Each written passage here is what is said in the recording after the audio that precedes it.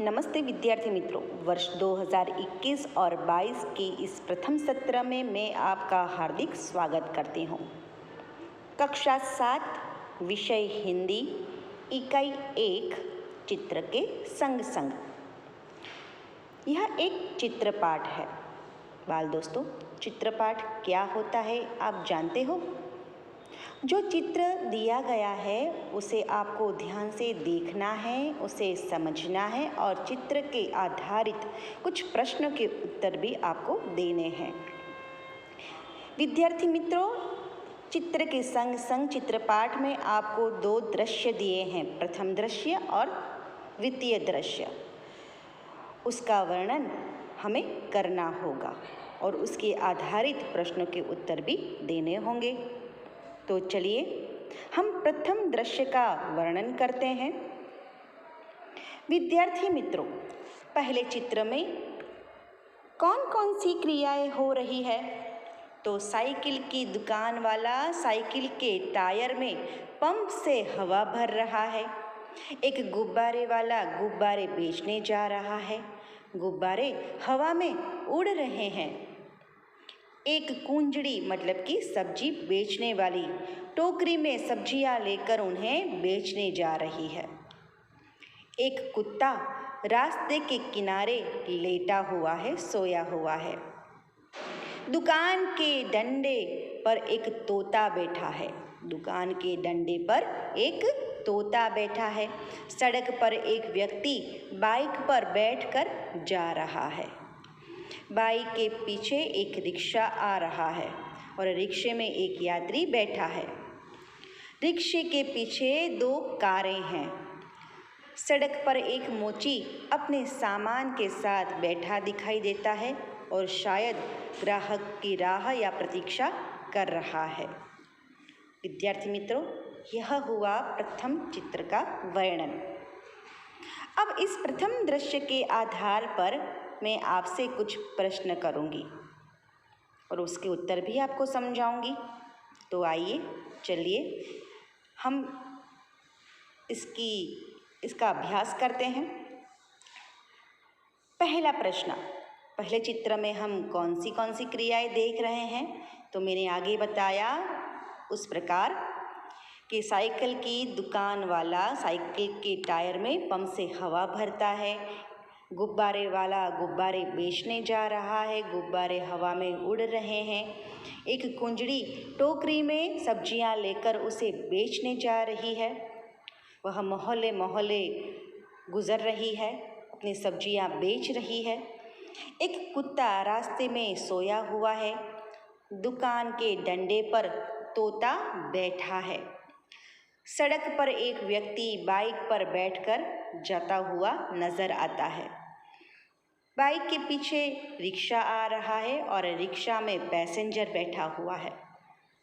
रिक्शे के पीछे 2 कारें हैं। सड़क के किनारे एक मोची सामान के साथ बैठा है और शायद ग्राहक की राह देख रहा है, उनकी प्रतीक्षा कर रहा है। दूसरा सवाल, गुब्बारे हवा में क्यों उड़ रहे हैं? तो गुब्बारे हवा में उड़ रहे हैं क्योंकि उसमें गैस भरी हुई है। मकर संक्रांति के पर्व में आपने देखा होगा कि कई बार बच्चे जो हैं वह पतंग की जगह गुब्बारे जिसमें गैस भरी होती है वह आसमान की ओर उड़ाते हैं।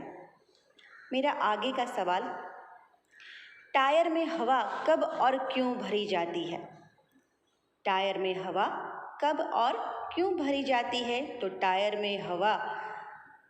में हवा कम हो जाती है या बिल्कुल नहीं रहती, तब उसमें हवा भरी जाती है। हवा भरने से टायर कड़ा मतलब कि ठोस हो जाता है। टायर कड़ा होने पर ही साइकिल ठीक से चलती है। आगे का सवाल, चित्र में कुत्ता मुंह लटकाकर क्यों बैठ गया है? तो चित्र में कुत्ता मुंह लटकाकर बैठ गया है क्योंकि वह आराम कर रहा है या आराम करना चाहता है। आगे का सवाल, कुंजड़ी मतलब कि सब्जी बेचने वाली कहाँ कहाँ जा सकती है? वह अपनी सब्जी कहाँ कहाँ जाकर बेच सकती है। तो कुंजड़ी मतलब कि सब्जी बेचने वाली अपनी सब्जियाँ बेचने के लिए घर घर और गली गली या मोहल्ले में जा सकती है। रिक्शे में एक ही पैसेंजर क्यों बैठा है? रिक्शे में एक ही पैसेंजर क्यों बैठा है? क्योंकि रिक्शे वाले को दूसरी सवारियाँ नहीं मिली होगी, इसलिए एक ही पैसेंजर बैठा है। विद्यार्थी मित्रों, यहाँ पर हमने चित्र के संग संग चित्र पाठ का प्रथम दृश्य का वर्णन किया। आइए अब हम चित्र के दूसरे दृश्य का वर्णन करें। प्रथम दृश्य जैसा ही यह दूसरा दृश्य है, पर इसकी परिस्थिति कुछ विपरीत है, क्योंकि यहाँ पर टायर फटा है और जिसकी वजह से लोग जो चौंक गए हैं और उनके साथ जो घटना घटी है उसका वर्णन किया गया है। देखिए टायर फटने पर क्या क्या हुआ है यह द्वितीय दृश्य में। तो टायर फटने पर टायर में हवा भरने वाला आदमी गिर पड़ा। कुंजड़ी के सिर पर से टोकरी गिर गई और सब्जियां जमीन पर बिखर गई, फैल गई। डंडे पर बैठा हुआ तोता उड़ गया। बंधे हुए गुब्बारे छूटकर यहाँ वहाँ उड़ने लगे। मोची का सामान इधर उधर बिखर गया। लेटा हुआ कुत्ता उठकर भागने लगा। यह सारी घटनाएं इस द्वितीय दृश्य में हम देख रहे हैं, चित्रित हुआ है। चलिए इस द्वितीय चित्र का वर्णन तो हमने कर लिया, अब उसके आधारित कुछ प्रश्नों के उत्तर हम समझेंगे। टायर के अलावा फटने वाली अन्य चीज़ों के नाम बताइए। टायर के अलावा फटने वाली अन्य चीज़ें कौन कौन सी है? तो गुब्बारा, फुटबॉल, बास्केटबॉल, तकिया, मून वॉकर आदि। आगे का सवाल, रिक्शे वाला बाइक से क्यों टकराया? रिक्शे वाला बाइक से क्यों टकराया? क्योंकि बाइक वाला गलत ढंग से रास्ता बदल रहा था। जो बाइक वाला इंसान था वह गलत ढंग से रास्ता क्रॉस कर रहा था, बदल रहा था, इसलिए रिक्शे वाला बाइक से टकराया। टायर फटने पर किन किन पर प्रभाव नहीं पड़ा? जब टायर फटा तो कौन कौन सी चीज़ थी जिस पर प्रभाव नहीं हुआ, इस पर प्रभाव नहीं पड़ा? तो टायर फटने से रिक्शा और कारों पर प्रभाव नहीं पड़ा। मोची क्यों रास्ते पर आ गया? टायर फटने की आवाज़ से डरकर मोची रास्ते पर आ गया। विद्यार्थी मित्रों, आपने देखा ना कि इस चित्र पाठ के प्रथम दृश्य का वर्णन और द्वितीय दृश्य का वर्णन एक दूसरे से कितना विपरीत है। घटना के पहले का दृश्य और घटना के बाद का दृश्य का हमने यहाँ वर्णन किया और समझा, और उसके प्रश्नों की भी हमने जानकारी प्राप्त की। विद्यार्थी मित्रों, हमने यहाँ पर इन दोनों चित्रों का वर्णन किया और अब इसके स्वाध्याय के प्रश्नों के उत्तर देख लेते हैं। रबर से बनी हुई चीज़ों के नाम लिखिए। रबर से कौन कौन सी चीज़ें बनती है?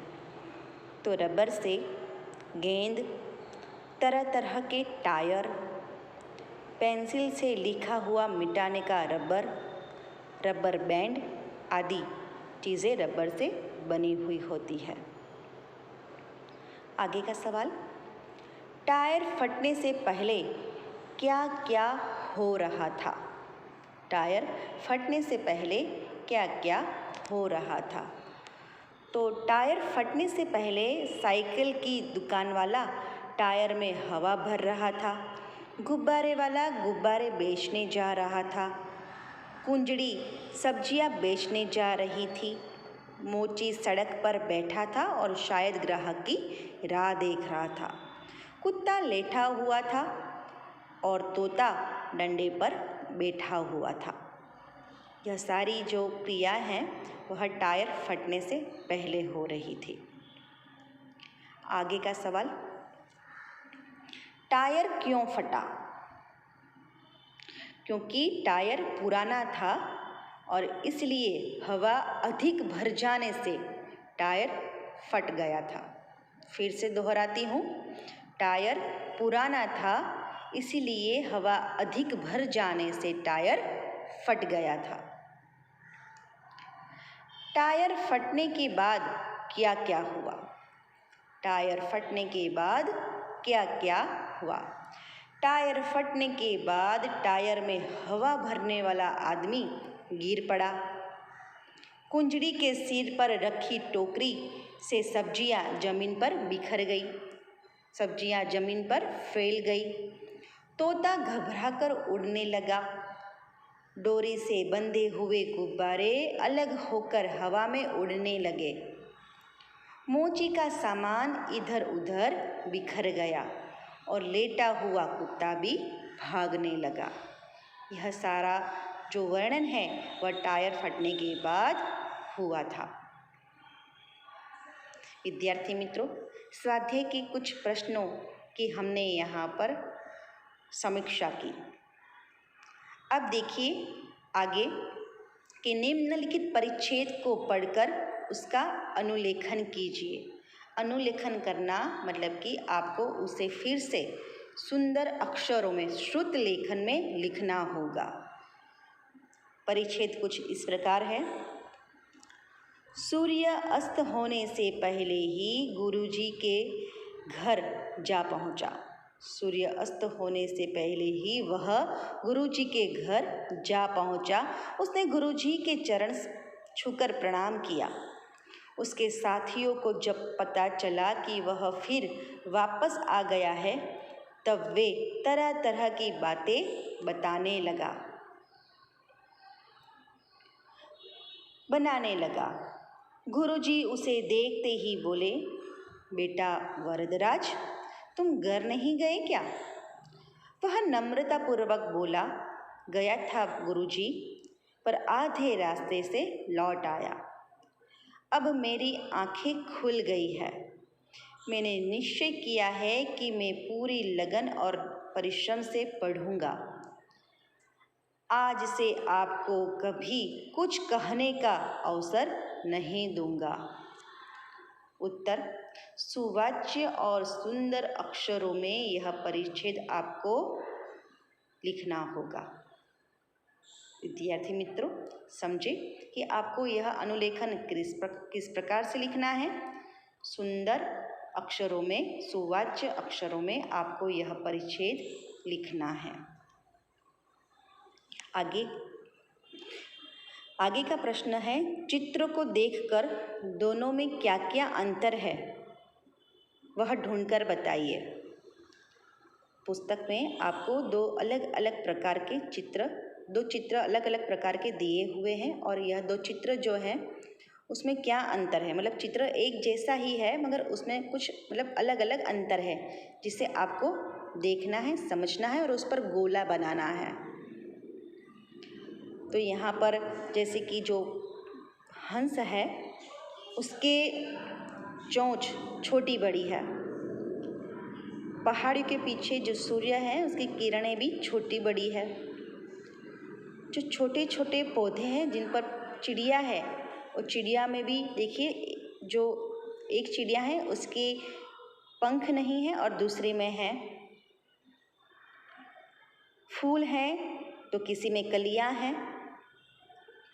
जो मछलियां हैं कोई दाई और है तो कोई बाई और है। तो यह अलग अलग जो अंतर है उस पर आपको गोला बनाना है। विद्यार्थी मित्रों, आप अपने नोट्स के अंदर यह चित्र बनाइए और चित्रों के ऊपर जो अलग अलग अंतर है उस पर गोला कीजिए, चिन्ह बनाइए गोला करके कि कहाँ पर यह अलग अलग दिखाई देते हैं और इस चित्र में आप आपके मनपसंद रंग भरिए। तो विद्यार्थी मित्रों, आपको यह जो प्रथम गद्य है चित्र के संग संग इसे ध्यान से पढ़ना है। प्रथम दृश्य और द्वितीय दृश्य का जो वर्णन है वो वर्णन भी आपको ध्यान से देखना है, समझना है और जो स्वाध्याय के प्रश्न हैं उसकी भी तैयारी करनी है।